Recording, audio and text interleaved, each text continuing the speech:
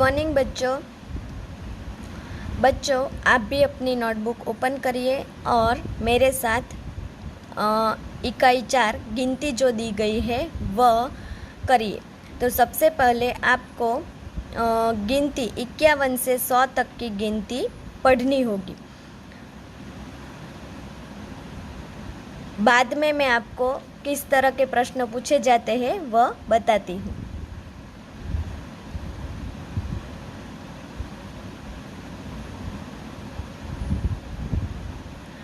तो बच्चों आपने भी नोटबुक में से 51 से 100 तक की गिनती पढ़ ली होगी। तो मैं आपको बताती हूँ कि हमने स्वाध्याय में कौन कौन से प्रश्न किए थे।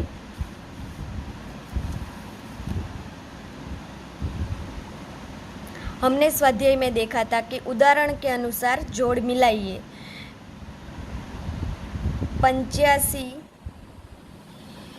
73, 69, 56, 99, 88, 76।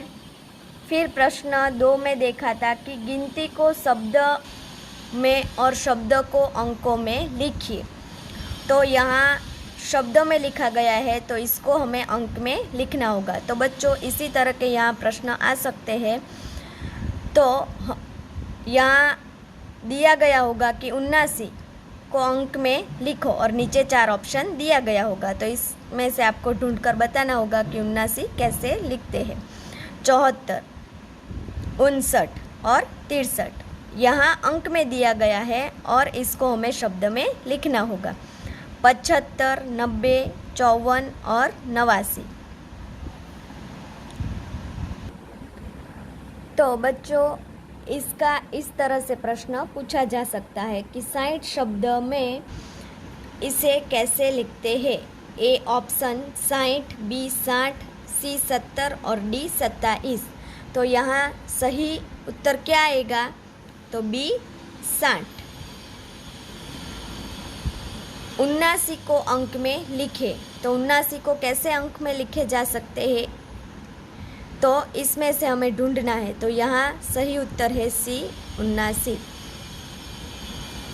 अंक में लिखो 74। तो कैसे अंक में लिखते हैं 74 को? ये दिया गया है, इसमें से हमें ढूंढना है। तो यहाँ बी ऑप्शन जो है वह है सही। 59 को अंक में लिखो। तो यहाँ 59 कैसे लिखता है? ये जो है वो 49 है, ये है वो 59 है, ये 73 है और ये 83। तो सही ऑप्शन क्या है? बी। यहाँ दूसरा दिया गया है 63 को अंक में लिखो। तो 63 कैसे लिखते हैं? ए जो ऑप्शन है वह सही है क्योंकि बी 53 दिया गया है, सी 73 है और डी 83 है, यानी कि ए ऑप्शन सही है। 54 शब्द में लिखे।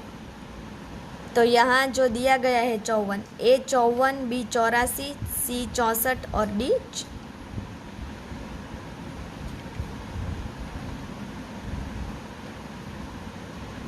55। तो सही ऑप्शन है ए 54।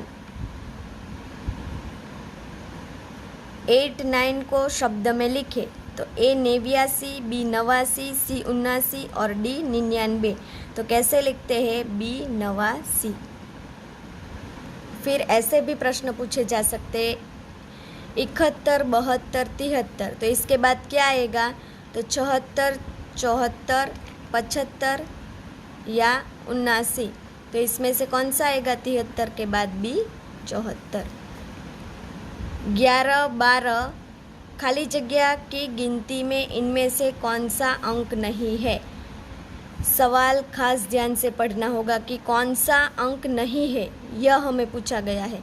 11, 12 तो इसके बाद 13 है, 14 और 15 तो आएगा, लेकिन ये जो दिया गया है डी ऑप्शन 61 वह नहीं आएगा, यानी कि ये है वो सही जवाब है। 99 के बाद क्या आता है? तो 98, 97, 100 या 101। तो 99 के बाद क्या आएगा? सी 100। अधिक शब्द का विलोम अर्थ लिखे। तो अधिक का क्या है? ए कम, बी ज़्यादा, सी बहुत और डी आधा। तो क्या आएगा? अधिक का ए कम। सूर्य शब्द का समानार्थी शब्द लिखे। तो सूर्य का ए राजा, बी शशि, सी रवि और डी भूमि। तो क्या आएगा? सूर्य का सी रवि। फिर बच्चों हमने अगली कविता की थी धरती को महकाए। तो धरती को महकाए कविता में क्या आया था कि प्रकृति से हमें सीख मिलती है। प्रकृति के अलग अलग तत्व थे और इसके बारे में हमें बताया गया था। तो प्रकृति हमारा सबसे बड़ा शिक्षक है। उसके अलग अलग रूपों से हमें बहुत कुछ सीखने को मिलता है। तो इस कविता में प्रकृति के कौन कौन से तत्व आए थे? फूल, सूर्य, दीपक से हमें अलग अलग सीख मिलती है, यह इस कविता में बताया गया था। तो आपको याद होगा कि प्रकृति के तत्व फूल से हमें क्या सीख मिलती थी? तो फूल हमेशा खुश रहने के लिए हमें कहते थे, वो हमेशा खुश खुश रहता है। क्यों? तो आंधी और वर्षा में भी वे हमेशा हंसते रहते हैं और हंसते हंसते उसे सहन कर लेते हैं। उनसे हमें यह सीख मिलती है कि प्रत्येक स्थिति में खुश रहना चाहिए। कठिन से कठिन परिस्थितियों को भी हमें हंसते हंसते सहन कर लेनी चाहिए। फिर हमने देखा था कि दीपक से हमें क्या सीख मिलती थी? तो दीपक हमें यह सीख देता था कि अपना अंतर जलाकर भी हमें जग में रोशनी बनाई रखनी चाहिए। फिर सूरज से हमें सीख मिलती थी कि वह हमें अंधकार को दूर भगाकर सारे संसार को प्रकाशित करता था। तो बच्चों अब हम इसके प्रश्नों के उत्तर और सही विकल्प देखेंगे।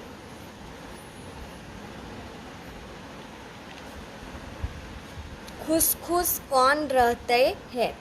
तो ए शूल, बी पत्ते, सी फूल और डी पक्षी। तो कौन खुश खुश रहता है? सी फूल। सूरज की किरणें रोज खाली जगह पर आती है। तो ए छत, बी खिड़की, सी दरवाजे और डी धरा। तो कहाँ आती है सूरज की किरणें? धरा पर।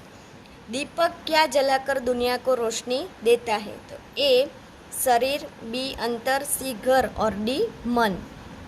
तो बी अंतर को जलाकर रोशनी देता है। अपना अंतर जलाकर दीपक किसको रोशन करता है? ए जग को, बी राह, सी रात को और डी बगिया। तो अपना अंतर जलाकर दीपक किसको रोशन करता है? तो जग को रोशन करता है। फिर बच्चों इसमें हमें देखा था व्याकरण विभाग में वचन परिवर्तन।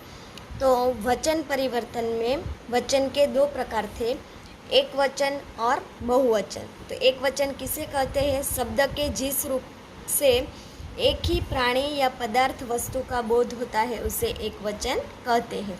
जैसे कि कुत्ता, लड़का, लड़की, तोता, मछली आदि। बहुवचन किसे कहते हैं? तो शब्द के जिस रूप से एक से अधिक प्राणी या वस्तु का बोध होता है उसे बहुवचन कहते हैं। जैसे कि कुत्ता, तो इसका बहुवचन क्या हुआ? कुत्ते। बिल्ली, तो इसका बिल्ली या। बस तो बसें, खिड़की तो खिड़कियाँ, लड़का तो लड़के आदि हमने देखे थे। तो यहाँ कुछ शब्द दिए गए हैं एक वचन के, इसका हमने बहुवचन किया है। तो आँख शब्द है, तो इसका क्या हुआ था? आँखें। किताब तो किताबें। फिर पौधा, तो इसका पौधे। पेंसिल तो पेंसिलें। आवाज़ तो आवाज़ें। कलम तो कलमें। कौवा तो कौवे। दुकान तो दुकानें। बतख तो बतखें। मोटर तो मोटरें। लहर तो लहरें। कपड़ा तो कपड़े। पाठशाला तो पाठशालाएँ। बालिका तो बालिकाएँ। संस्था तो संस्थाएँ। चना तो चने। ऐसे हमने वचन परिवर्तन के शब्द द्वारा एक वचन में से बहुवचन में परिवर्तन किया था। तो बच्चों आप आपको हमने जो आज किया है वह पढ़ना होगा।